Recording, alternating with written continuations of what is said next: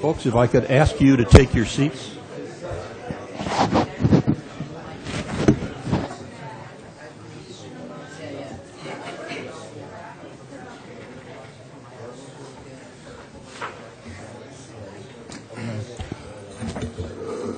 Folks, if we could ask you to take your seats, we're about to commence. We're going to start with a very brief welcome from Alan Reinhardt, who's the president of the Nantucket Civic League.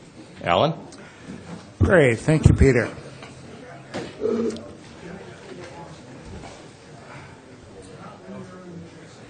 Again, welcome on behalf of the Nantucket Civic League. The purpose of the Civic League, or part of the purpose of the Civic League, is to promote citizen awareness of community issues. And we do this through the forums that we present, such as Meet the Articles, Meet the Candidates, our recent Old South Road Forum. These forums and the programs we do are possible because of the approximately 2,200 members that we have in the Nantucket Civic League. Members join the Civic League by joining the local area association. So I would encourage you, if you're not a member of your local area association, contact us. We'll be glad to put you in touch. The dues are only $5 for the Civic League, and it is the executive board of the Civic League. There are 16 of us that work and put these programs together. And Peter Morrison, one of the members of our executive committee, is going to moderate the program for this afternoon. So anyway, welcome to Meet the Articles. Peter? Welcome, everyone. I'll tell you briefly about the format, but first I'd like to ask our three panelists to come down for the first block of topic areas that we're going to cover. Today's program, as you know, is designed to inform you, today's attendees, and also many more voters who will be viewing the subsequent rebroadcasts of this program on Channel 18 and Channel 99. The articles that we're featured today fall into 5 topic areas, and if you don't have a copy of the blue program, please get one for yourself. For each topic area, I've asked the presenters listed on the program to give you a very brief overview, 2 to 3 minutes, and then we're going to open it up to written questions from you, the audience, so that we can have the bulk of the time for Q&A. For each topic area, we're hoping to reserve about 15 minutes for your questions.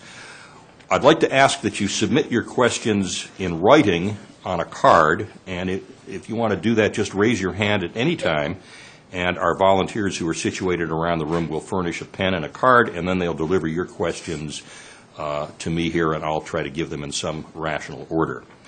Our first topic area involves 2 land acquisition articles, Article number 103 and Article 34. First, we're going to hear from Rick Atherton, Chair of the Board of Selectmen, for 2 to 3 minutes. Next, we'll hear from David Callahan, a private citizen, and lastly, we'll hear the Finance Committee's view, courtesy of its chairman, Matt Mulcahy, for 2 to 3 minutes. So let me start with you, Rick. Okay, thanks, Peter, and welcome everybody to Meet the Articles. My assignment is to talk about Article 103 on the warrant this year, The article is designed to authorize or ask permission of town meeting for the Board of Selectmen to be able to move forward, and I'll describe a little bit more, to purchase 45 acres near Nantucket on the west end of the island. And maybe just to back up a little bit, the property, the 45 acres, is just south of the landfill, and it's east of Long Pond. It's been open space for many years, was controlled by the Federal Aviation Administration, and when they determined the land was surplus for federal government use, the disposer of property on behalf of the federal government is the General Services Administration. So administration of the property was turned over to the GSA, and the town had a special interest, really not as much today, but years ago, because there was talk of whether or not a wastewater treatment facility to serve Nantucket would be located on that property. Since then, we've been in the process as a town in updating our comprehensive wastewater management plan, and it is very unlikely that a treatment plant will ever be needed on that property. The GSA, just backing up again, has a whole proscribed method for disposing of government property, and it offers it first to some entities and second to others. In that process, we're at the point now where the town and the GSA are in talks for a negotiated disposition or purchase of the property. And the town is working closely in conjunction with the Land Bank, the Nantucket Land Council, and other conservation organizations, as well as island-wide and sometimes more specifically Nantucket residents, in terms of making sure the resources necessary to purchase the land are available. It's a cooperative effort at this point. The purpose of the article was that if we felt, as the Board of Selectmen, through our town manager discussing the process by which this would be sold, had a purchase price, then we could come to town meeting, and if in the negotiations amongst the interested parties, the town should ask for the citizens to appropriate funds specifically to assist in the purchase, we would have done so. The process calls for appraisals to be made by the GSA and appraisals to be commissioned by the prospective purchaser. Those appraisals are not yet available, and therefore we don't know what the negotiated price would be, and therefore we don't know what portion of the price might be something we would come to the town for. The Community Preservation Committee has recommended on this warrant, I believe it's $650,000, to be available through the Nantucket Land Council towards the purchase of the property. We know the Land Bank has an interest, and it's hoped that when the negotiated settlement is finally arranged, we would come back to town meeting, know what that price is, and have a much better feel for the contributions of the various entities interested in this acquisition to reach a final settlement with the GSA. At that time, as I say, we would come back and discuss it further with town meeting. But in the light of the fact we're not ready, we're asking the town meeting take no action on the article. Thank you, Peter. Thank you, Rick.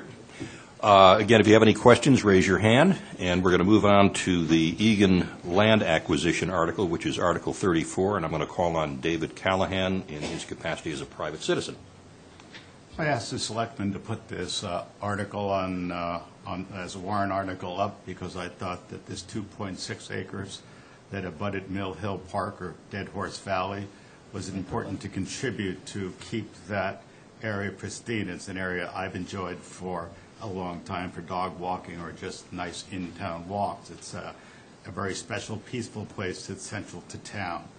It's a historic place. It's a place where generations of children have done their sledding and everything else.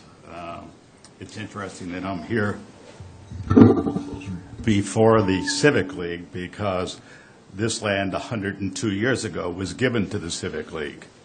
And the Civic League then gave it to the town in 1963.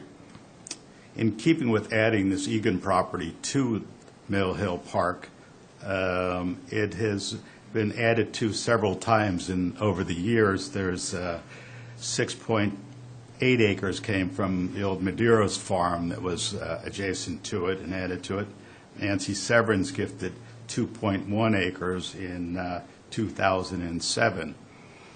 And the Civic League, I think, and did a commemorative there in 2012, did a very nice map on the park, and commend you for that. It's a wonderful piece. The Board of Selectmen have decided not to support this article, and, you know, and I read from one of the selectmen in the newspaper that it's a $10 million project. It is nowhere near that cost, and there isn't a cost to it in the warrant article, or which would go on the ballot, because that's yet to be determined. It might be there's a developer that already has the property under agreement. It might be that we just could work a deal with the developer that we would buy the outside pieces of this to keep the park more pristine so that we don't see the houses when walking through the park. You know, there's been other things that have tried to go on through this park. There was a ropes course that the police department wanted to donate there one time, which was successfully turned down so the park could stay the way it has for the last 100 years. It really preserves open space in the core district, which is something we don't see much of. The land bank, for whatever reason, it had decided not to pursue this, which is why I decided it would be good to bring it to town voters to get their opinion on whether they wanted to contribute a little bit of money to afford more open space in the core area. Very good. And finally, I'd like to call on Matt Mulcahy to offer the Finance Committee's views on each of these articles. Sure. Yeah, that'd be fine. Thank you for inviting me as representing the Finance Committee before you. As you know, the committee meets vigorously throughout the winter to prepare motions leading up to town meeting. As for 103, the committee did make a motion, take no action, and pretty much I cannot add anything additional to what Mr. Atherton had said. It's just as all the circumstances were not ready at this time. And so hopefully at a subsequent town meeting that all the I's will be dotted and T's will be crossed and this can be brought back for a decision at that time. As for Article 34, the Finance Committee did make a motion to take no action, and we would ask you to do so for a number of reasons. Certainly, the open space the committee is very sensitive on that topic, and after much research and discussion about it, did come ahead with this motion to take no action. The committee felt that moving forward in this project would not be in the town's best interest at this time in light of other impending capital projects. This motion would have required a specific cash appropriation that Mr. Callahan said, and I agree with, was not to determine, but it was upwards of over $7 million from what we were provided with information. And again, in light of other capital projects, the committee felt a little bit tepid about supporting that. There is already an existing zoning-ready plan for potential development, unlike other potential open space acquisitions that needs to be considered. And the governing bodies feel that the private sector forces should play out that are already set in motion on this. So that was overall our feelings. Thank you. I have two questions from the audience, and the first one is really a two-part question they're both regarding Article 103. First, what is the town's intended use of the property, the FAA land acquisition? Is it conservation only or some other use? And the second question is, what are alternative uses if we don't obtain it? So there are two parts of this question, and I don't know if either of you wants to take a stab at it. Well, I'll take a stab at the first one. All right. The intention of the town would be to keep this in conservation and open space, though there was language in the article that would potentially use, or this land could be used for possible sewer beds in the distant future, though unlikely. As for the second part of your question, I'm not sure, so I'll defer to Mr. Atherton on that. Well, I think the zoning of the property either has been changed or is recommended to be changed to, I think it's the moorlands management area, and that calls for minimum lot sizes of, I think it's 10 acres. I'm looking out at Andrew Vorst, thank you. And the footprint of any buildings on those lots is quite restricted. So the alternative, if the town doesn't move forward in conjunction with the land bank and other conservation groups, it could be acquired by a private developer and subdivided in accordance with the existing zoning. So that's sort of another possibility. Okay, and second question on Article 103, why will we not need the land for a Nantucket wastewater treatment system? What are we doing instead? Does anybody have an answer for that? Well, I'd be happy to tackle that. The Comprehensive Wastewater Management Plan update, which is not out yet, but it's pretty clear that one of the options being considered if sewering of Nantucket proceeds is to have a pipe, if you will, running from Nantucket to the Surfside wastewater treatment plant. It's expected that the cost of running that pipe with the pumps and all the infrastructure related to that would be significantly less than putting a treatment plant itself in Nantucket. So there's the alternative. And as Matt referred to, because it's not absolutely final yet, but it's like 99.9%, that's the understanding, the article did call to allow the town to use a portion of that. I know that there have been some discussions about citizens wanting to amend the article to remove the wastewater element from the article, and that might happen at a future town meeting when the article comes back. Okay, we have another question on Article 34. It says, if Article 34 passes, will the town be enabled to apply for CPC funds for open space? I think off the top of my head, I would say yes. Yeah, much as the Land Council, for example, applied to the CPC for funds this year for the FAA property acquisition, I think any entity, including the town, are free to make an application to the CPC under the open space section of the Community Preservation Act monies. So, Okay, and since we are ahead of schedule and I have no more questions pertaining directly to the land acquisition articles, I'm going to entertain one from Craig Sperry, who is here and would like to speak to Article 90, if there is time, and yes, there is time. So, Craig, if you want to come forward and avail yourself of, I would try that mic there because I didn't have much luck with this one. Do I have time to hand out to people? I think you have time if you can keep your comments very brief. We have about 8 minutes left in this segment, so, and there may be more questions coming up. Peter, if we're moving on to another segment, are you letting the three of us step down, or are we Yes, stand? step Thank down. you. Thank you. Pardon? We could take it up, I'm not sure if it's 106, and I guess I could. What is 106 about? And I don't know who it's from. Yeah, right, okay. Okay, hi. I'd spoken to Mary previously about being on the agenda. Right, well, this was, it was focused in on just these, but since there's time, go ahead. Great, okay. Just start? Yeah, it's on. Okay. Yeah, just speaking. Good afternoon, everyone. I'm Craig Sperry.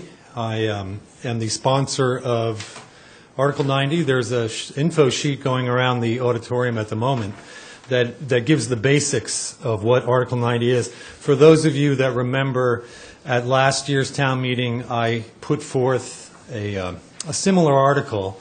Although it didn't win, it did, I think, pretty well for a first time out and for somewhat of a controversial topic.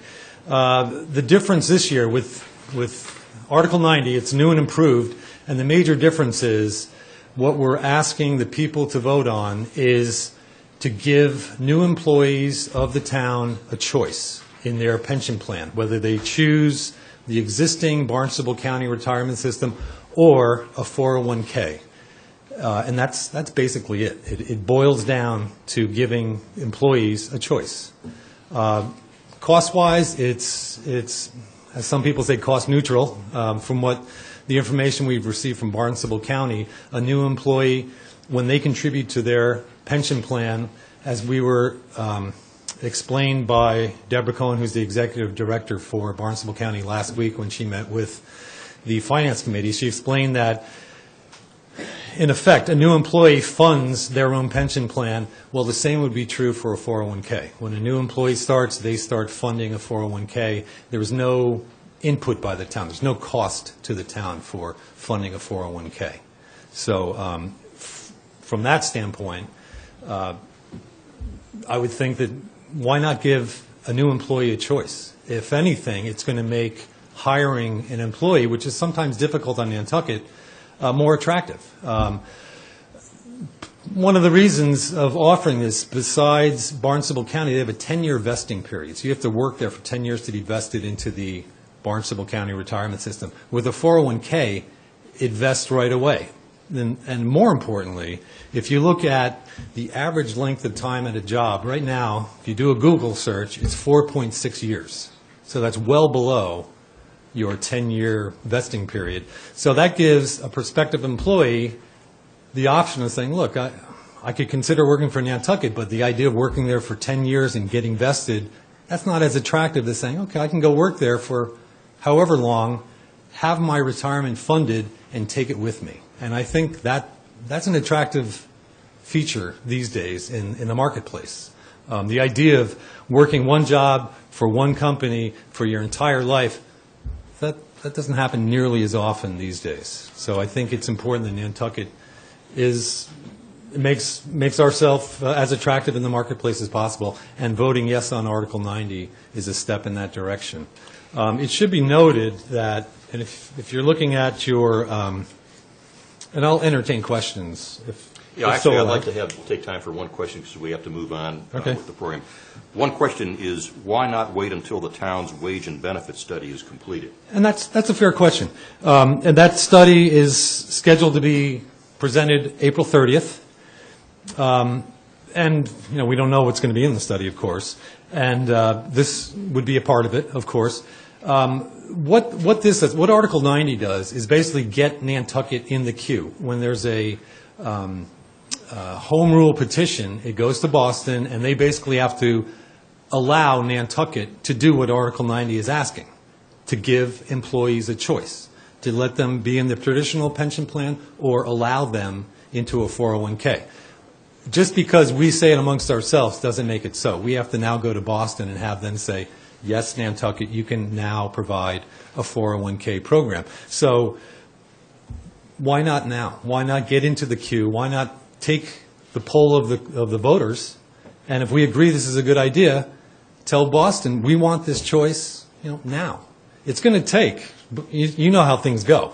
It's going to take a while for this to go through the motions.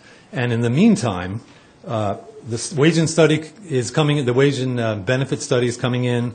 In fact, if you look at this year's warrant with the recommendations, the FinCom motion is to come up with, the FinCom, I have it here. I'm going to have to stop here because we have actually one other question, or actually one other person, two people who wanted to address Article 106, and we have about 3 minutes for, I'm going to call on Mr. Glowacki, who's submitted a question. Simply says stabilization fund. If you have something to say, if you're here, come up to the mic and give us maybe a 1-minute overview of what you have to say, and possibly we can get. Thanks, Craig. Sure. Can I say? We have the time, so No, I want to understand. squeeze in what we can from the audience. Because time is Yeah. tight, if people have questions, feel free to ask them. Yeah. Thank you. Craig will be around. Okay. Do you want to come up here and speak into the mic? Meanwhile, I'll get a On the way to the mic, I'll just comment. When does my time stop? I'll just say that I always find it interesting how the Civic League determines what the topics are for the for the section they You have should there. attend our meetings, and you'll find out. I've gone to those executive board meetings in the past, and the door is locked, and they say they're doing important work, and they'll let me in later on. Okay, so give us a quick overview of what you're... Well, my question really had to do with the long-term planning and municipal finance, and I understand, I was just looking up the minutes for the capital program committee. I couldn't find them. I guess I haven't made it yet. But my understanding is that the capital program committee recommended to the finance committee that we take some of our remaining free cash and dedicate it to long-term reserves this year. And the finance committee and the board of selectmen have both apparently recommended not to do that. And some of you might remember that last year, under this article on free cash, that at town meeting, I made a proposal to take the last of our remaining, half of the last of our remaining free cash, put it in the stabilization fund long-term. It's a complicated topic for 1 minute, but that requires a two-thirds vote of town meeting, and my proposal failed on a vote of 99 to 50, falling short something like 0.3 something or other of a vote. And I had a lot of comment following that, encouraging me to continue to sort of look into this and study this and have discussion. And I really anticipated, and I was told by some of the selectmen, that there would be more discussion of that in the intervening year since last town meeting. And other than the Board of Selectmen agenda item a few weeks ago in February that was labeled stabilization fund policy, but actually was about other matters, I'm not aware of much public discussion on the policy. And I'm just surprised to see both the Finance Committee and the Board of Selectmen recommending against funding that fund further this year. And we will be discussing it at town meeting. And I would think there would be it would be a matter that would benefit from sort of airing out in public. Okay, we're alerted to that. And I'd like to move on now to our second topic area, which is Articles 92 through 95, which pertain to Baxter Road zoning changes. And Andrew Vorse, Director of Planning, is going to inform you about these 4 articles. Andrew? Thank you.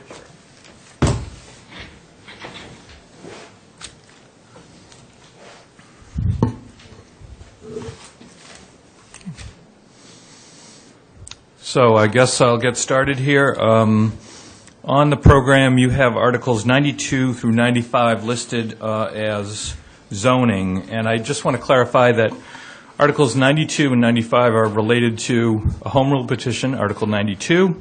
Article 93 through 95 is real estate related to Baxter Road and a perpendicular road towards the end. There are 2 other articles that relate somewhat to Baxter Road, which I'm going to mention, which are Article 70 regarding the extension of a sewer district, and Article 58, which is the actual zoning article related to a portion of Baxter Road in Sconset. I think everyone understands this particular problem. This is the end of Baxter Road from Bayberry, which is a dead ends at the Sanctity Lighthouse property. The issue for the town is that should portions of Baxter Road fail, and there would be a need to provide access to people in the section that might no longer be used for a road, we need to work to create some sort of an access or alternative access. There are at least 3 main stakeholders in that area. There's the Sanctity Head Golf Course, there is private property owners, and the Sconset Trust. And we, meaning the selectmen, myself acting as a resource, the town manager, and other town personnel, have been engaged in, I would say, quite extensive negotiations with property owners to work on a solution. These articles empower the selectmen. They are they're elective articles. They don't have to be done. However, the selectmen need to have authorization from the legislative body in order to do some actions. Article 92, the home rule petition, would allow the county to transfer the land comprising of Baxter Road to the town. That simplifies decision-making as it is now divided among 2 bodies, the county commissioners controlling the road and the town controlling other adjacent land. So this article would put all decision-making under the Board of Selectmen and town meeting, essentially bringing local control to the issue. Article 93 would authorize, again, the Board of Selectmen to convey any interest in the land, and that might be all of the land, the fee ownership, or it might be rights of passage in the land, which might be necessary for some of the adjacent property owners. Articles 94 and 95 deal with a paper road that's perpendicular to Baxter Road near the end of it. What that would do would be to connect Baxter Road to a proposed road currently being laid out by the county in the vicinity of the Sankaty Head Golf Club. They have worked quite hard to come up with a proposal that would be of low or no cost to the town to provide at least an access point to this paper road, which then extends for another 100 or so feet to Baxter Road. So again, this authorizes the selectmen to take the way and bring it under public control, and also to convey interests or portions of it out should that be necessary. Article 70 and Article 58 deal with an area that is located to the west of Baxter Road, property between Sankaty Pulpus and Baxter Road. We had hoped that we would have an opportunity to negotiate with a group of property owners in this area for alternative access. To date, that has not materialized. So I expect that Article 70 and Articles 58 will receive a vote of no action as part of the technical amendments that will proceed. Very good. We have one question here, which is not really a question so much as where can we see the maps? Does Andrew have maps? I think the answer is not right now for these articles. But can you tell us where we can view them on the website? Right. On the town's website, if you go to town meeting and elections and go to the 2014 annual town meeting, there will be a map that shows all of these particular properties. There's no question we got maps. There's a lot of maps. A lot of maps. Right. Okay. All right. Very good. I will say, too, there's an extensive section on the Selectmen's website talking about the whole Baxter Road issue, and there's quite a number of documents there as well. Okay. Very good. We are well ahead of schedule, and I would like to call now, if there are no more questions on these articles, I would like to call on Matt Mulcahy again from the Finance Committee and Linda Williams, who chairs the HDC, for our second topic area, which is Article 87, which involves restructuring of the Historic District Commission. Then what I'll do is, I think what I'll do is I'll see if there are any other articles that people want to. All right. Thank you. Linda's not here yet, so we may do this in a two-part. Okay. Or we may. While we're waiting, if you wouldn't mind, there were some comments made about 106. All right. And just to give a rationale, I think this is a great topic to discuss, dealing with long-term finances and town reserves.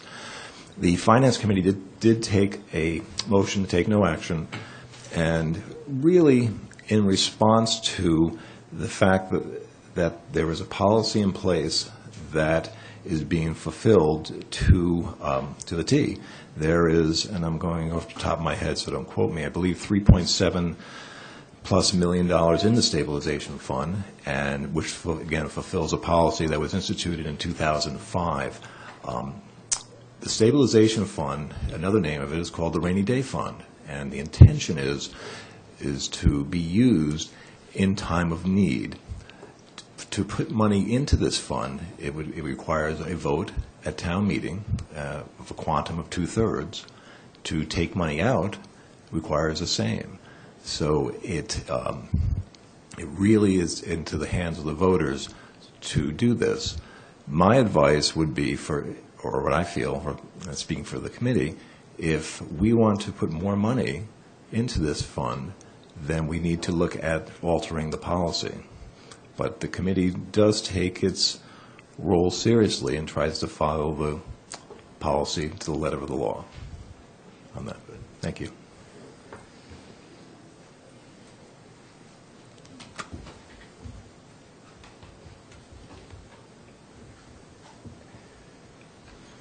This question asks Matt whether he is prepared to discuss Article 91, Catherine Stover's article regarding funeral service on island. I can talk a little bit. Again, we Again, have the time to do it, so sure, not take that. the time. If I can, I'll try. Sure. I should be prepared to talk about all these articles.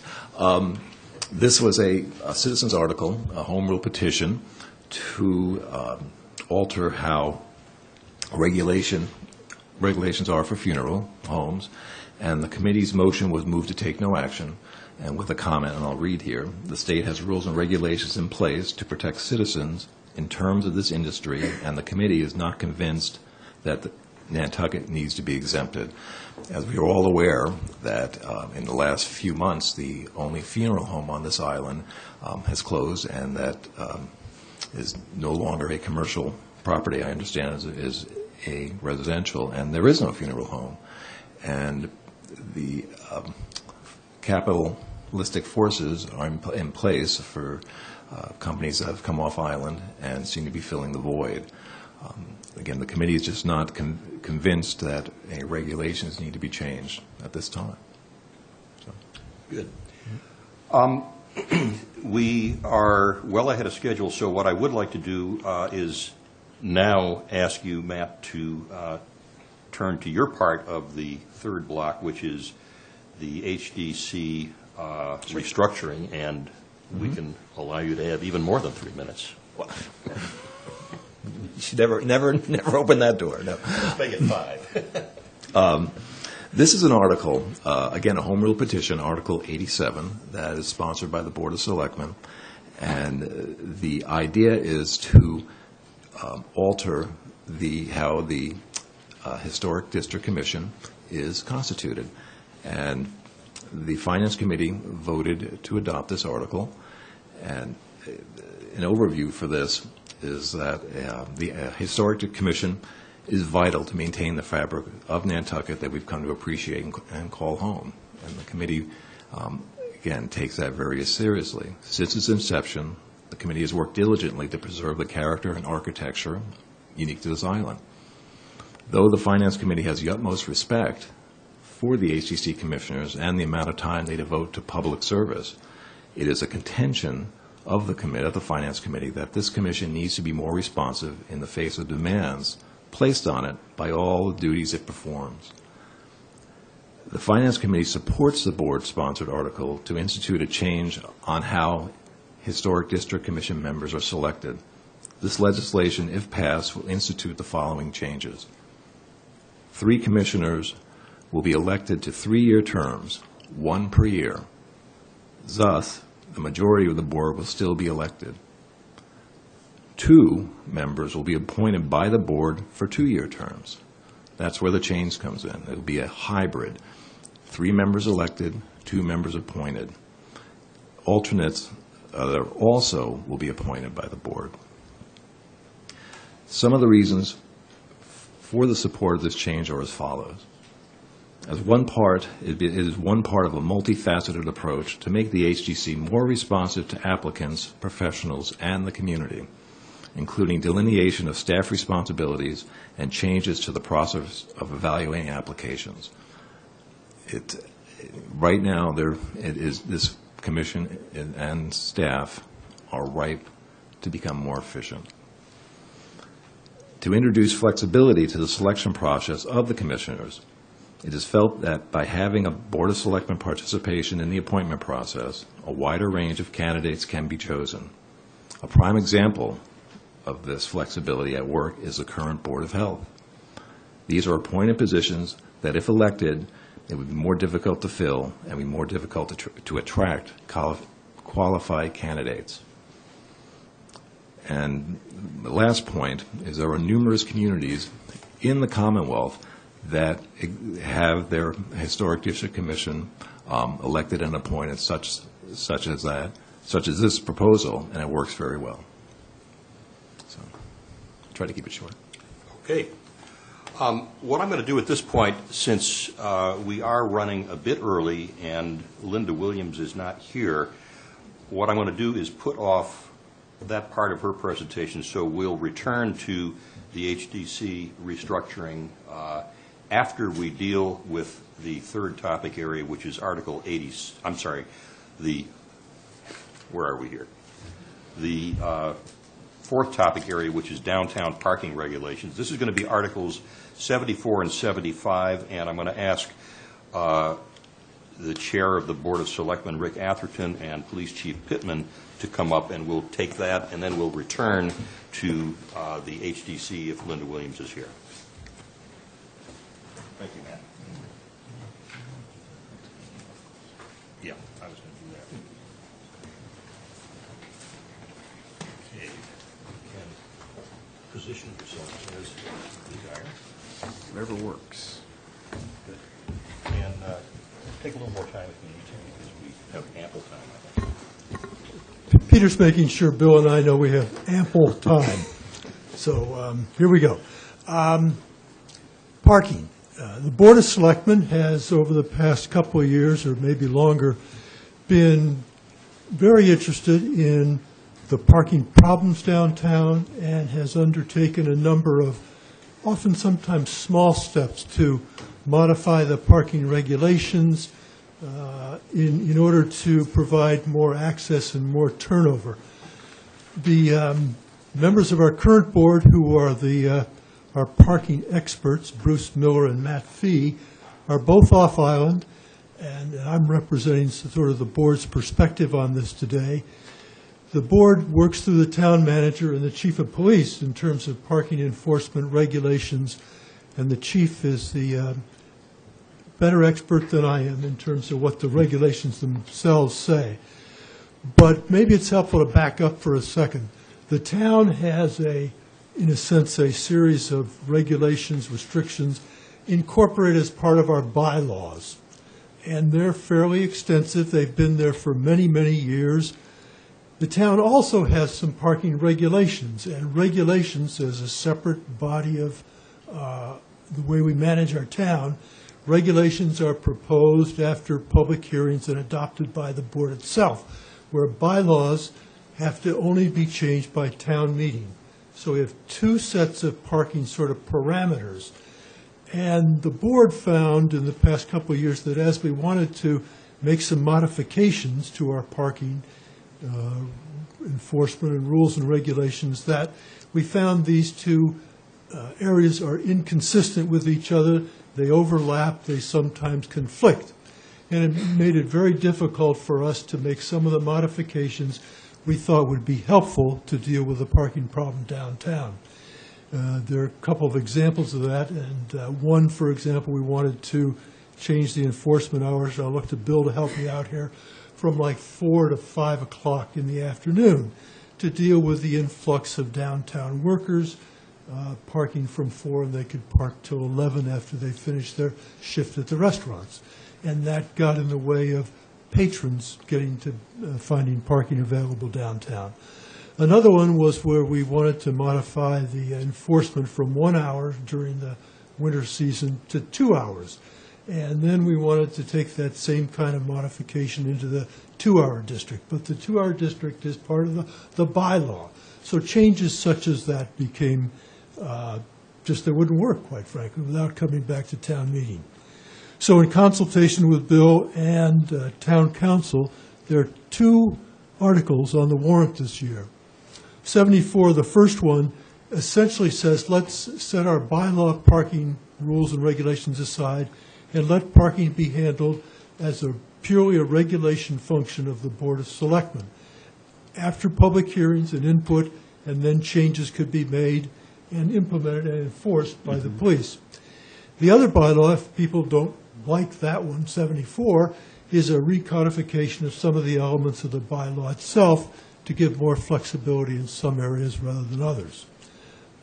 So that's sort of my overview on the 2 articles, which are both attempts to provide the ability of the board and really the public to think about how we can make parking more readily accessible so there's appropriate turnover downtown.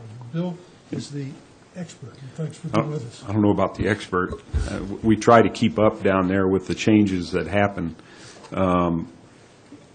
I think the biggest problem the police department has with the enforcement is, as we make changes, we have to make sure they're done in a way that's consistent with good law.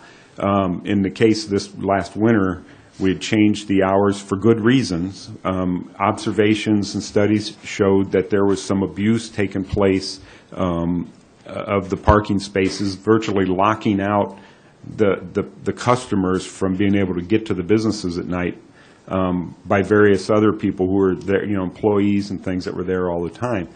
And we tried to make some modifications to the enforcement hours to address that, and they were very successful until an individual who knows a little bit about the law realized that there was a conflict between a bylaw and the regulation, and therefore it undone everything that we had been working, quite frankly.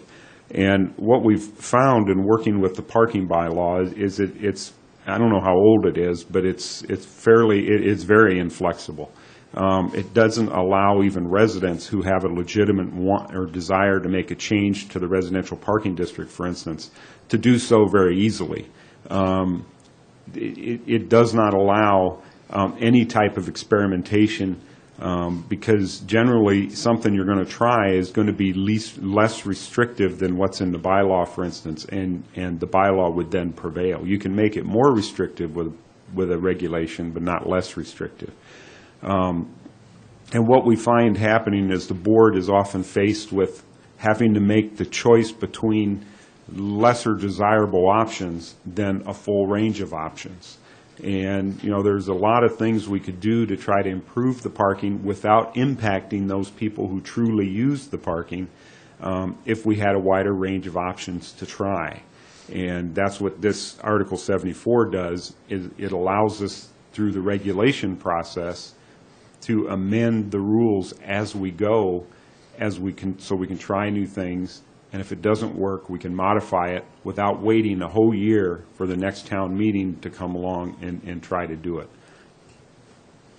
One other observation, again, with town council, our town council represents practically half the communities in the state of Massachusetts. And it's very unusual for parking regulations to be a bylaw. There are a couple of others, but I think basically my guess is this came about at a time when people had concerns, and they felt the way to deal with those concerns was to come to town meeting with a bylaw. And that may have made great sense at that time, but it does, as the chief points out, make it very difficult to find modifications that we think are helpful. And this really has to be in some ways a mutual judgment between the citizens, primarily those who live and work downtown, to help them understand the restrictions that are in place today and to support, if they want to, an easier process of modification that we think will work for the benefit of everybody. An example of things we're considering, which is a little off the regulation issue, but is this idea of a shuttle between the fast ferries downtown and a parking facility right over here at 2 Fairgrounds. So we're trying to get that up and running. It may not make it this summer, but that's the hope. And that's another way to try and deal with the parking issues, so that we find, for example, another one, Bill, was commercial vehicles parking overnight. And they're now, well, you might speak to that, because it's an example of difficulty. Yeah, the challenge is the definition of commercial vehicles. We all know what is happening is there are contractors who don't live on the island who come here in the morning to work and leave at the end of the day, and they leave their vehicles parked on streets downtown overnight. But the definition of a commercial vehicle as what's codified in state law doesn't address the problem for us. But we could address the problem if we had the flexibility with the regulations to do that. So that's just another example of some specifics we're trying to deal with. So. Folks, we're receptive to your questions, and in the absence of any written questions, I just want to throw out a question for either of you. it sounds like this is an arena in which it makes a lot of sense to experiment and try different things, and what could be the downside to this, if you just were wondering, why should I not be in favor of this? Well, I think one possibility, and I'm not speaking as a downtown resident, but if I felt that I had a home in the old historic district and the bylaws gave me certain rights and privileges, I think someone, let's be honest, might say, I don't want to risk any of those rights and privileges being changed through a regulatory process. So we understand that. The idea here, regulations can only be changed after public hearings. And I think if you all watch that process periodically, you'll know that if there are a number of interested citizens come forward on an issue, the board is hopefully responsive to those. And so we would feel that we would do that. But that's an example of the kind of concern there might be out there. Okay. If there are no other questions for this particular block of the program, I'd like to cycle back to the HDC restructuring. Actually, there is a question. Linda, you'll be poised to come up in just a moment. If Article 74 is passed, is Article 75 moot? I should have mentioned that. Yes, it would be hoped if Article 74 passes, then Article 75, we would move that the town meeting take no action, and that would be the rational approach if 74 passed. Okay, very good. Okay, we're going to, as I say, cycle back to the HDC restructuring, and Linda Williams, who's the chair of the HDC, can take a few minutes to give us her perspective.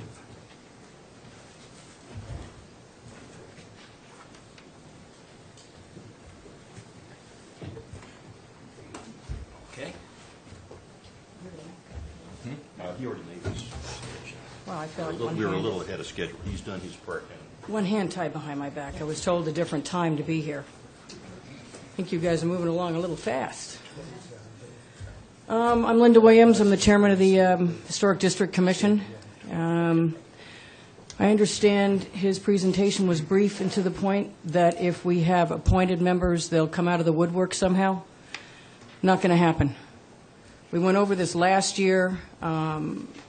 We had a difficult time getting people to run for the open seats this year. I went out and spent too much beating the bushes trying to get people who wanted to spend 10 hours a week in meetings, 4 or 5 hours in gas, over a weekend doing viewings, every week, not every other week, and interacting with 150 applications a week.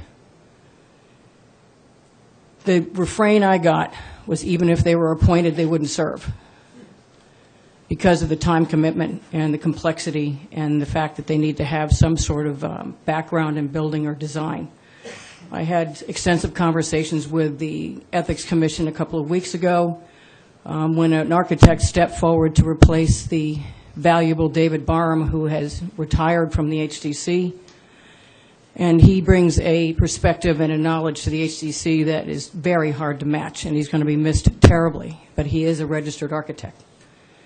And we needed somebody who could read a set of plans and understand the complexities of how windows meet, how doors work, how roof planes meet, and we just don't have that without David. I mean, I've been on for probably 17 years, and learning curve is still going on every single week.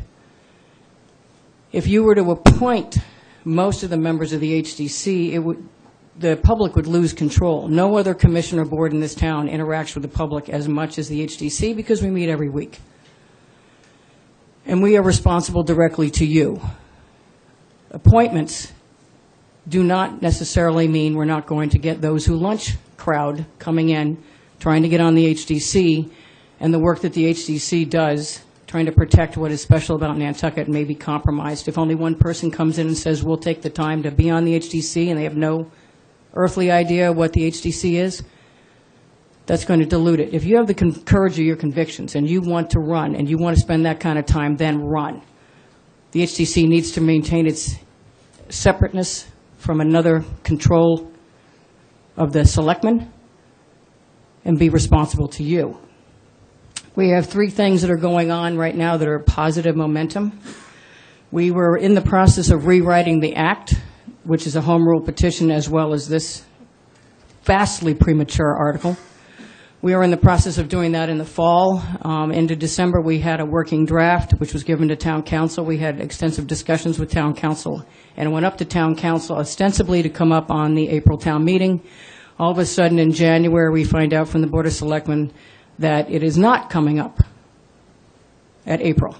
And all progress on that stopped for a little while. They did say that they would put it on in the fall town meeting, which I understand is supposed to happen. So we were in the process of incorporating large parts of the 40C Enabling Act, which is not the one that covers Nantucket. We have our own act, which predates everybody by many, many years. And there are things in the State Enabling Act for the other towns that would work for Nantucket, and a lot of stuff in that Enabling Act that would not. So it's sort of a hybrid. So we're in the process of doing that. Hopefully it will continue to happen, because there's a lot of stuff in our act that is causing a lot of problems locally. There's also a work group that was established under Article 63 from last year that is working to improve the process and the functioning of the HDC. Right now we're working on applications, then we're going to go to submission requirements, fee schedules, and everything else that is wrong with the HDC, and we all know it, what's wrong with it. There's a member of the legal community, the opponents to the HDC's process, the landscapers, designers, design build, HDC members, and it's a very productive group. Several of you in here have been there. And as of July 1, the CPC money will be available to hire a consultant to update building with Nantucket in mind. I feel somewhat sandbagged by this article, because they never, when they told us that we couldn't put the needed rewrite of the Act in for April, we were never told that this was coming. They never came and discussed it with the HDC. It's being proposed by people who don't really understand the HDC process. And there's no way to know why it was set up this way, because this is one of the only towns in the state where the appeal process goes to the Board of Selectmen and not to district court or an independent arbitrator. Appeals from the HDC go to the Board of Selectmen, and it doesn't make any rational sense to have the appointing board be the appellant board, which means that they serve as judge and jury. It should be separate, completely separate, and not turned into a political football controlled by another body that would be subject to payback, favoritism, cronyism, and any other such unsavory reasons. We all know that there have been questionable appointments to all kinds of boards and commissions by the previous boards of selectmen, and we don't want the HDC, who serves a really important position in this town, to be subject to such things. And as I said earlier, that people would come out of the woodwork somehow to apply to the selectmen. That's simply not true. We have open seats that nobody runs for. They don't have to expend a single penny to run for it. They just have to put their name into the town clerk by the deadline, and they get the seat.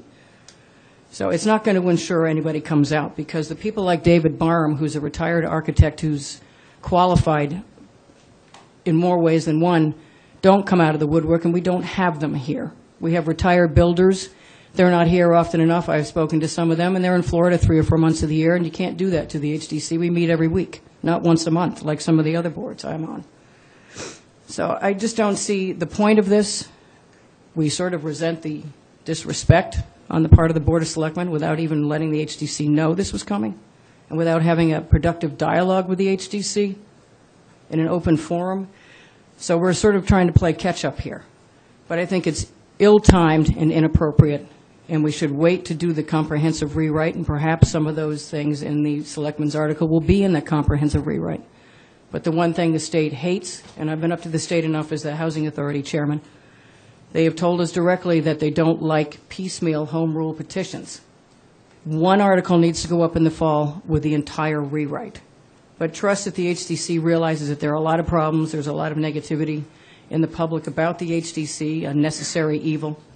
But we know what the problems are, and we're trying to fix them. But after 50 years of a legislation being in existence, over 50 years, you just don't do that overnight, and you have to have the backing of the town as well as the public. But this is not a good thing, and in the end, the HDC is accountable to you and the community, not 3 out of 5 members of the Board of Selectmen. Thank you. Thank you, Linda. I have a couple of questions here, and I'm going to start with a question that can either be a rhetorical question or there may be somebody here who can answer on behalf of the Board of Selectmen. The question is, what makes the Board of Selectmen think there will be more interested candidates for appointment? And then a comment by the same person, I believe there is more heart for the position if the candidate has to work for it through campaigning to be elected by their peers. Appointment sounds like a good old boys network. I agree with that statement 100%. I thought you might. And Yeah. my question is to anyone in the audience, if they would like to address this, specifically the question of what makes the Board of Selectmen think there will be more interested candidates for appointment. If not, I'll move on to the next question. Are there any takers? I can elaborate on that a little bit, Peter. The Ethics Commission ruled out basically all builders. And the design architectural community is qualified because they're pre-bidding, pre-construction. Mm-hmm.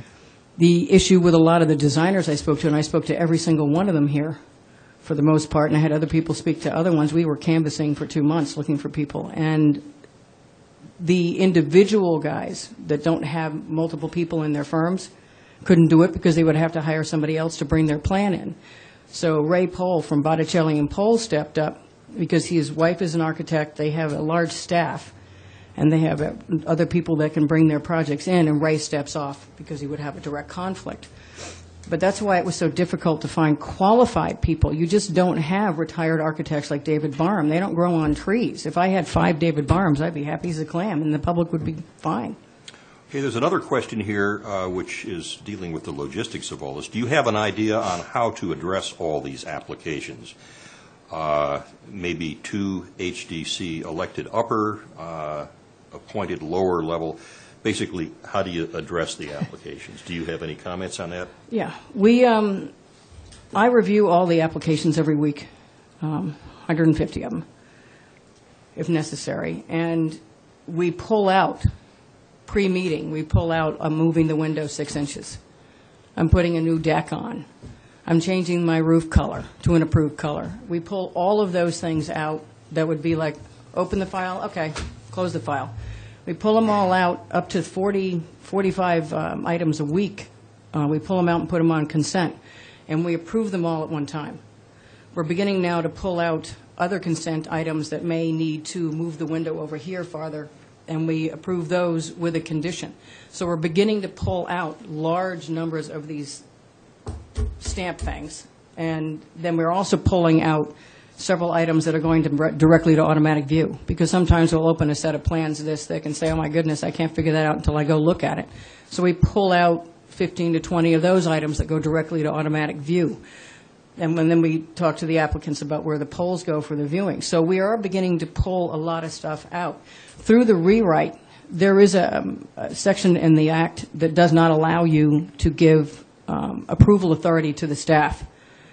That would be added probably to the Act, that your paid professional staff could say, well, we don't need to see the paint color change or the roof color change or whatever those things. So that's all part of the continuing process. Plus, the work group is redoing all the applications to make them simpler, up online. You can access them, which right now you can't. They're this long, and where you write on them and you have multiple copies. What are those things? Okay, one other question. Those things, we're getting rid of them. This is a question that you may be able to answer, Linda, or possibly someone else. Why are most HDCs in Massachusetts appointed rather than elected? We don't know. We were one of the first ones in the state back in the 50s. There was a massive rewrite in 1970.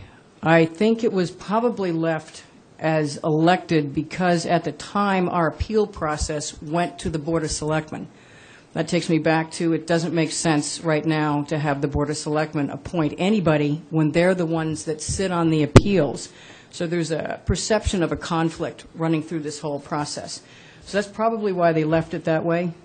If they change who the appellant body is, that can be another discussion in the future. We do have some time available, so I want to take the topic that someone has raised about, can someone speak to Articles 88 and 89? And The answer is yes, you can, if that person wants to come forward. And the question, the immediate question preceding that is, do the same arguments against Article 87 apply to Articles 88 and 89? Mr. Barnes. Submitted the articles, I'd be happy to come up and... All right. Have a seat. Come on in. Join the water. It's fine. And you'll identify yourself for the tiny fragment of the population who may not know who you are, Mr. Barnes. Curtis Barnes, ex-town crier, and sponsor of Articles 88 and 89, which were not recommended by FinCom. My objective in submitting both of these articles was to simplify a very complex process. As Linda stated, we were one of the first HDCs in the Commonwealth, in the country, in fact. That legislation has been amended dozens of times.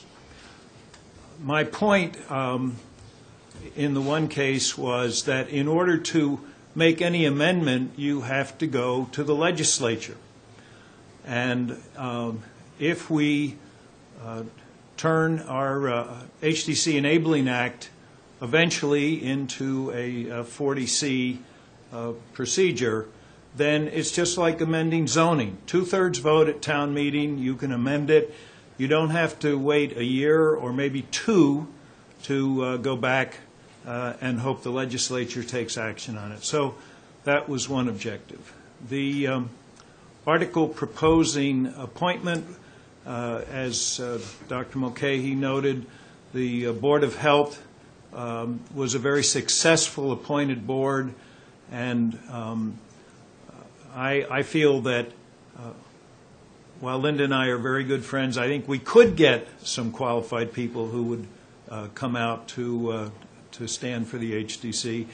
And and these are sort of tied together, if we became a 40C, then the appeal would not be to the Board of Selectmen. So the conflict is eliminated because the appeal then goes to the Regional Planning Commission, and if not acted there or appeal from there, it goes to the Superior Court. I hope that satisfies the question, but I do want to say that I have been sitting in on the work group. I'm part of the process working with the team, and Linda and I have discussed where we are and where we're going, and I'm gratified and heartened by the fact that the entire act is being rewritten for future discussion and presentation. Unfortunately, one of the things about Nantucket is we poor citizens have to stick our articles in November, and the selectmen can wait till March to second guess or decide what they want to do. So when I put those articles in, it was to continue a discussion that hopefully was started last year. I feel now that progress is being made. Certainly the rewrite of the act in its own right absolutely must be done. And for us not to have it at this town meeting is disappointing, but if we are going to have a fall town meeting and we are going to be able to get it there, then my feeling is we should try to pull everything together, and I'm working as part of the team to make that happen. Thank you, Mr. Barnes. And we welcome, Peter, one more thing, Yeah. to second what Curtis said. The work group generally meets on Wednesdays at noon at the conference room at 2 Fairgrounds, not in this building. And we've been meeting every week or every other week. We do have a meeting coming up this Wednesday at noon, and we want input from any interested parties. We do have members of the public who do attend, and for this to work for the public, to make it more user-friendly, we're going to need to know what everybody who's had personal contact with the HDC on these forms and the submission requirements, what they think we should have and what we shouldn't have. But we need to move it along, basically kick the can down the road and get this done. Okay. Our final topic area encompasses the numerous zoning articles. Thank you very much. Thank you both. And here, we've asked Andrew Gorse and Leslie Snell from the Town Planning Department to kind of take a forest rather than a trees view of these to help you see what the articles are intended to accomplish going forward.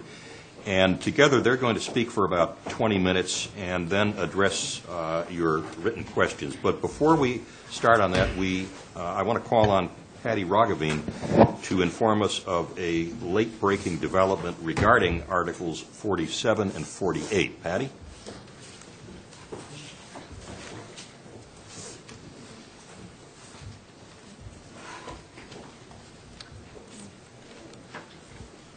It's more of a clarification than a late-breaking change in anything, so don't get too excited.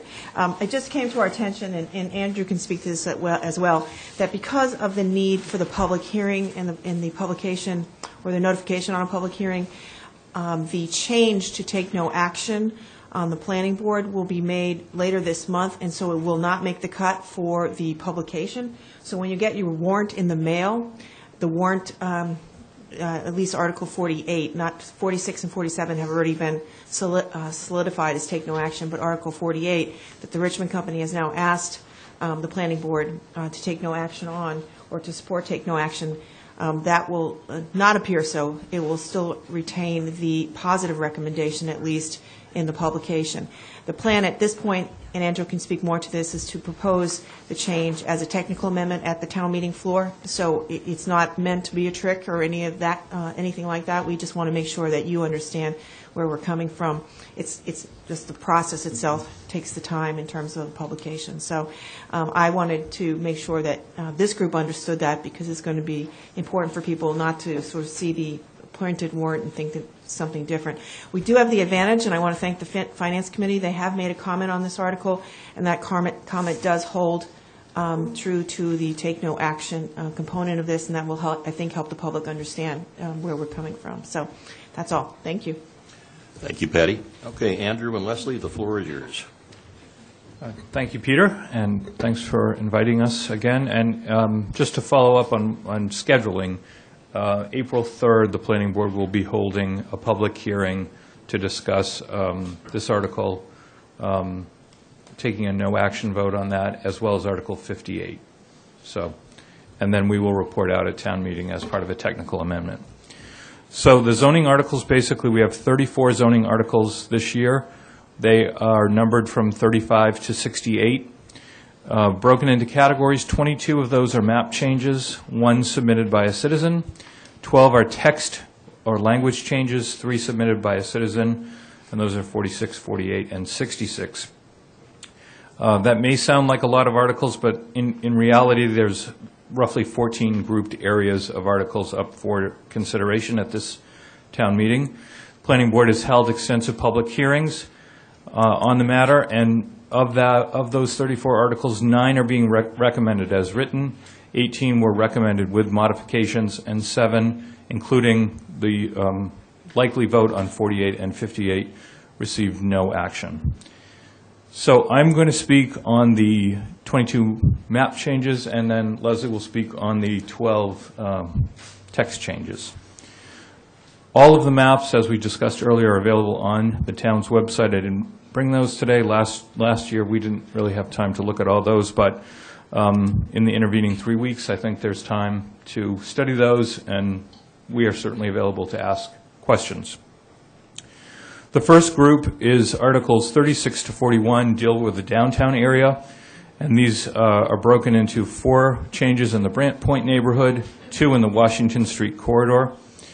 The 4 Brant Point area articles generally deal with the phase-out of the limited commercial zoning district. That is being phased out either into residential or other commercial components. Part of this article did generate conversation at the public hearings, and the Planning Board has referred some of these back to the Brant Point area work group plan for further discussion. The 2 along Washington Street expand the ROH district by about 11 acres. Articles 42, 43, 44 are in the Mid-Island area. 42 and 43 are in the RC district around Old South Road and Sparks Avenue. Those received modified recommended action by the board. Article 44 was a citizen article that proposed to zone roughly 44 acres and 76 properties along Hooper Farm Road. It was submitted by a citizen, generated quite a bit of controversy, and that article has a no action recommendation. Articles 45, 49 through 51 deal with the Naushop Crossing Area Plan, and this is some of the Richmond property, some of the Valero property. These generally are phasing out of the residential commercial 2 zoning district, and these are all recommended by the planning board as consistent with the 2009 master plan. Articles 52 through 54 are related to South Shore Road and the Maya Comet neighborhood. 52 and 54 have been recommended with modifications. 53 has a no action recommendation, and aspects of these articles have been referred back to the Surfside Area Plan for further study. Articles 55 and 60 deal with open space. In this case, the zoning districts for protected open space is being aligned with the ownership of the underlying land. There's roughly 73 acres of land involved. In the town overlay district, the lowest intensity district, the R40, is used. In the country overlay district, the LUG3 district is used. So, and again, there are detailed maps available. Article 56 is a map change regarding the Island Lumber property. This does convert a portion of this from commercial, its original designation, from residential. The entire property at one point was commercial. With the expansion of Don Allen, the property owner has asked that it all be in commercial, and the planning board has recommended that. Article 57 is an area at Dukes Road and Hawthorne that was subject of some discussion at the special town meeting. Planning board has given that a positive recommendation, and generally that is a zoning article that lowers density. And finally, Sconset, Articles 58 and 59 were zoning map changes that both will receive a no action and part of the ongoing negotiations that we've had with property owners regarding Baxter Road relocation. So that's the quick summary of those articles. Thank you. All right. As Andrew mentioned, there are 12 bylaw amendments. Most of these bylaw amendments are very lengthy. They're detailed. It's difficult to summarize those quickly, so I would encourage everyone to read your warrant closely and read the planning board recommendation very closely. I'm going to group these together as well as I can just to make it quick. I'm going to discuss Articles 35 and 61, 46, 47, 48, 62, 64, 65, 63, 66, 67, and 68. Those are all bylaw amendments. Most of these bylaw amendments are an attempt to basically do some housekeeping, to clean up the bylaw, to make it more user-friendly, to enhance the organization, to reflect current permitting practices, and to reduce where there are overly burdensome requirements in the bylaw. Articles 35 and 61. 35 deals with the flood hazard overlay district, and 61 deals with the public wellhead recharge district. Both of those articles will ensure compliance with other state or federal regulations. 35 addresses the adoption of new floodplain maps that are required by FEMA. If those maps are not adopted, it will affect property owners' ability to obtain insurance coverage. Article 61, the Public Wellhead Recharge District, the changes that are proposed in that article will bring our bylaw up to compliance with the Department of Environmental Protection regulations and will update the CMR references. The only real substantive change in Article 61 would allow some automotive uses to be permitted by special permit within the wellhead. Currently, those are prohibited. Articles 46, 47, and 48 all come out of the Naushop Crossing Area Plan process. 46 was a citizen petition article. The planning board gave that a take no action recommendation. Article 47 was a corrective article. It would have created an overlay district called the Old South Commercial Overlay. The planning board also gave that a take no action recommendation.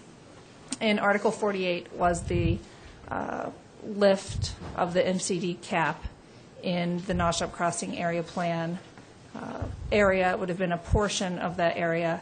And although the printed warrant says that the planning board recommends that article, we will be holding that special meeting on April 3rd to reconsider the motion to take no action. Articles 62, 64, and 65 are mostly housekeeping. They reorganize the existing bylaw language. There are some substantive changes in those articles. Article 62 addresses parking, driveways, and off-street loading, and 64 and 65 deal with pre-existing non-conforming uses, structures, and lots. The changes in Articles 64 and 65 were proposed generally by the, excuse me, I didn't realize that my iPad was connected to my phone. Sorry about that.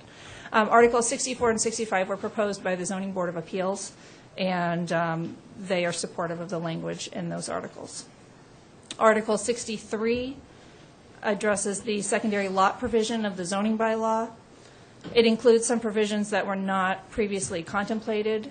Both the Planning Board and Zoning Board have recently heard applications where people are proposing to do a secondary lot on pre-existing non-conforming lots. That was not something that the bylaw allowed, so we are proposing to include that provision and some other provisions for special permit relief that were not included in the bylaw before. Article 66 is a citizen petition to amend the definition of apartment. Currently, apartments are allowed in a few zoning districts, and they must be on the second or third floors or in the basement of a commercial structure. The proposed amendment would allow them on the first floor.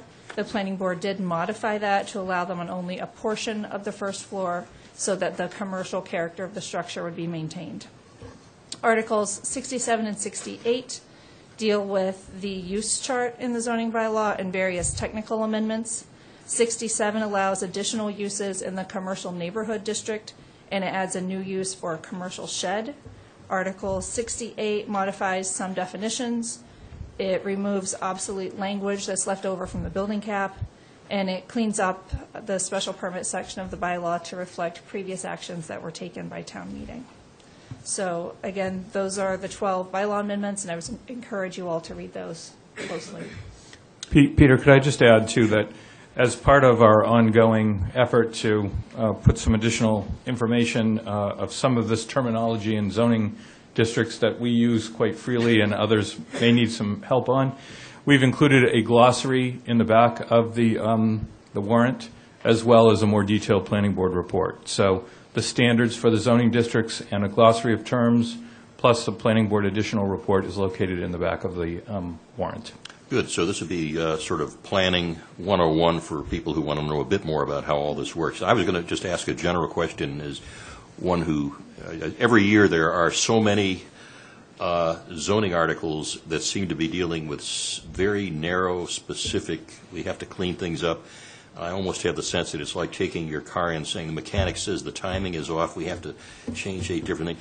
Once you get all these things fine-tuned every year, where does next year's crop of little things that need to be fine-tuned come from? What process gives rise to the continuing flow of things that need to be adjusted, just from a layman's perspective? Sure. I mean, I think we're following a schedule laid out in the 2009 master plan, which is also available online. As part of the implementation schedule, you can see what zoning districts are scheduled to be phased out, and hopefully we're keeping up with that. There's dates, certain dates by, or dates when certain districts should expire, and we're bringing forward the articles basically in conformance with that schedule. Generally, master plan has a 10-year life, and so we're 5 years into it, halfway into it at this point. Last year, we did take a little bit of a break. We had only 10 articles, I did say that this year we did have to have some catch-up, though, by taking that break. So we've also learned that even though in order to avoid confusion, we've had articles in the past where we have a single article trying to accomplish multiple things, and that has generally led to confusion. So we have followed a course which is more directly kind of lists one item at a time, which I think, as I said at the beginning, even though we have 34 articles, there are really 14 general areas that we're looking at. So, yeah, go ahead. I would just add with the bylaw changes, just during my time on Nantucket, the level of citizen petition bylaw changes have decreased dramatically. And I think over the years, various, citizen-proposed bylaw changes were added into the bylaw, but it was never really tidied up to be a more cohesive, user-friendly document. So we're doing a lot of that now, too. So we really want to keep in mind that there is a master plan, and what you're doing is you're really essentially harnessing the forces of the marketplace and saying we want to kind of keep them pointed toward the long-term plan that we have and essentially actualize or realize the long-term objectives. That's what all these little elements are about. Correct. Okay, there's a big picture. I have a question on Article 48, and you might say what Article 48 is so people know what we're talking about. Then I'll tell you what the question is. Article 48 would have, in part, lifted the MCD cap in a portion of the Noshop Crossing Area Plan Overlay District. 48 was really linked to 47. Article 47 would have created the area that 48 would have been applicable to. There's currently a cap on retail development. You can have 20,000 square feet of gross floor area of retail space. That's island-wide except in the mid-island planned overlay district where there's no cap. Article 48 would have created a lift of that cap for a portion of the Noshop Crossing area plan area for up to 45,000 square feet of gross floor commercial retail use. Here's the question about that article. What is the likelihood that Article 48 will be submitted at special town meeting where there is much less public attendance? And I guess the premise is that they're assuming there is a special town meeting. What is the likelihood that it would be submitted then this fall? I would point out it's a citizen petition article. It wasn't sponsored by the planning board. All right. And the next question is, why did planning originally approve the Valero-Glowacki plan only to change it to take no action? I assume that's related to Article 47, that question, because there hasn't been an approval of a plan. There has been a recommendation on a warrant article. Okay. The sponsors had requested that the article be not considered, and under those circumstances, it made sense not to proceed with it.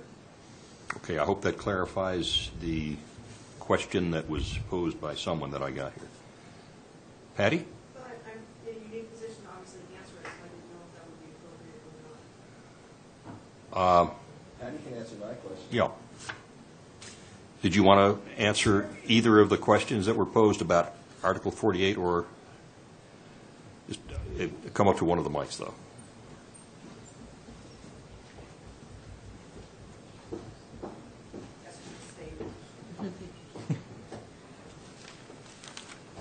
Just make sure your mic is on there. It's funny how fast you forget. The answer to the question as to whether or not, or as to why we've now sought a recommendation of take no action has a lot to do with the public feedback that we're getting with respect to questions that still exist. We feel it's really within our responsibility to make the public more comfortable, more aware, to answer some more questions before we actually take it to town meeting for consideration. So really it is within the context of our continued effort to let you know, as the public, what's going on with respect to the properties, and for us to hear more from you about what that might look like. as far as, and I think I've had the question before at the FinCom meeting, there is no scheduled fall town meeting at the time, and whether or not we go forward will have a lot to do with, how we feel with respect to the public. So it can't really be answered, but, okay. Fair enough. At this point, I'd like to ask if there are any other questions to be submitted, and if not, we do have some time for anyone else in the audience who wants to raise a question or make a statement about any other article that is on the warrant.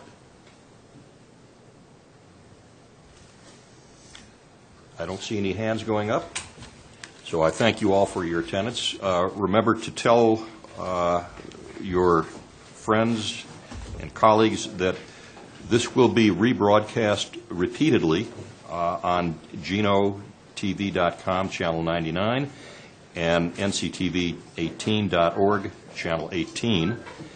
And we also invite you to attend the meeting 2 weeks from now for Meet the Candidates. Thank you for attending.